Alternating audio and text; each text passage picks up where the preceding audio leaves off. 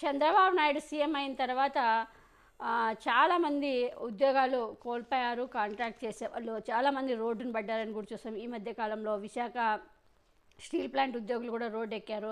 చాలామంది చాలా ఉద్యోగులు కూడా రోడ్డు ఎక్కడం కూడా చూసాము. ఇప్పుడు చాలామంది రోడ్డు ఎక్కి చంద్రబాబు నాయుడికి దగ్గర దగ్గర 12,000 మంది విజ్ఞప్తి చేస్తున్నారు. మా ఉద్యోగాలు మాకు ఇప్పించండి, లేదా మాకు ఆల్టర్నేటివ్గా వేరే ఏమైనా సోర్సెస్ చూపించండి అంటూ కూడా చంద్రబాబు నాయుడు విజ్ఞప్తి చేస్తున్నారు. రాష్ట్రంలో మద్యం షాపులపైన చంద్రబాబు నాయుడు ప్రభుత్వం ఇటీవల కీలక నిర్ణయం తీసుకున్న విషయం తెలిసిందే. వైసీపీ ప్రభుత్వ హయాంలో ఏపీలో ఏర్పాటు చేసిన ప్రభుత్వ మద్యం షాపులను రద్దు చేస్తూ ఆర్డినెన్స్ జారీ చేసిన చంద్రబాబు నాయుడు ప్రభుత్వ మద్య షాపుల స్థానంలో అలాగే రిటైర్డ్ షాపులను వేలం పాటల ద్వారా అనుమతులకు ఇవ్వాలని కూడా నిర్ణయించింది చంద్రబాబు నాయుడు ప్రభుత్వం.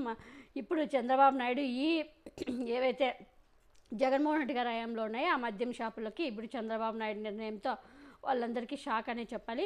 అయితే ఏపీ ప్రభుత్వం తీసుకున్న నిర్ణయంతో ఆంధ్రప్రదేశ్ రాష్ట్ర వ్యాప్తంగా ప్రభుత్వం మద్యం దుకాణాల్లో పనిచేస్తున్న ఉద్యోగులకి ఊహించని షాక్ తగిలింది. నూతన మద్యం పాలసీ విధానం ద్వారా 12,000 మంది ఉద్యోగులు తమ ఉద్యోగాలను కోల్పోయి రోడ్డున పడాల్సిన పరిస్థితి వచ్చింది. ఇప్పటికీ అనేక సార్లు తమ గురించి ఆలోచించాలని ప్రభుత్వానికి విజ్ఞప్తులు చేస్తున్న ఉద్యోగులు తాజాగా మరోమారు తమ ఆవేదనని చంద్రబాబు నాయుడు ప్రభుత్వానికి తెలియజేశారు.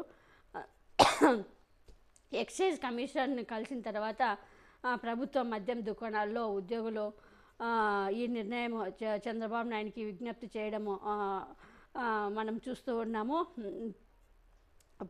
ప్రొహిబిషన్ అండ్ ఎక్స్చేంజ్ కమిషనర్కు తమ గోడుని వెళ్ళబోసుకుంటూ వినతి పత్రాన్ని అందజేశారు. ఆంధ్రప్రదేశ్ రాష్ట్ర వ్యాప్తంగా ప్రభుత్వం మద్య దుకాణాల్లో పనిచేస్తున్న ఉద్యోగులకు ఉద్యోగ భద్రత కల్పించాలని కోరుతూ వారు నేడు prohibition and exchange commissioner Nishant కుమార్ని కలిసి విజ్ఞప్తి చేశారు.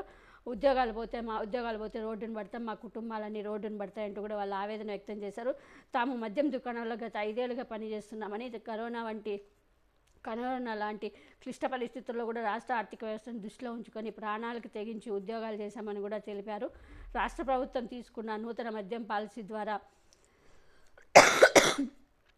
12,000 మంది ఉద్యోగాలు అర్ధాంతరంగా కోల్పోయి రోడ్డున పడాల్సి వస్తుందని తమ గతి ఏంటని మా అర్థం కావడం లేదని ఆవేదన వ్యక్తం చేశారు. ప్రత్యామ్నాయ ఉద్యోగాలన్నా ఇప్పించండి, మాకు నూతన మద్యం పాలసీ విధానంపై తమకు ఎలాంటి అభ్యంతరాలు లేవని తమను కూడా దృష్టిలో పెట్టుకొని ప్రత్యామ్నాయ ఉద్యోగాలు కల్పించాలని కూడా కోరారు. తమలో చాలామందికి ప్రభుత్వ ఉద్యోగం పొందే వయసు అర్హత కూడా కోల్పోయామని, కాబట్టి ప్రభుత్వం సానుకూల నిర్ణయం తీసుకొని తమకు న్యాయం చేయాలని కోరారు. తమకు ప్రత్యామ్నాయ ఉద్యోగాలకు చొరవ చూపాలన్నారు. ప్రభుత్వం ఏ నిర్ణయం తీసుకుంటుంది అనేది ఇప్పుడు చూడాలి.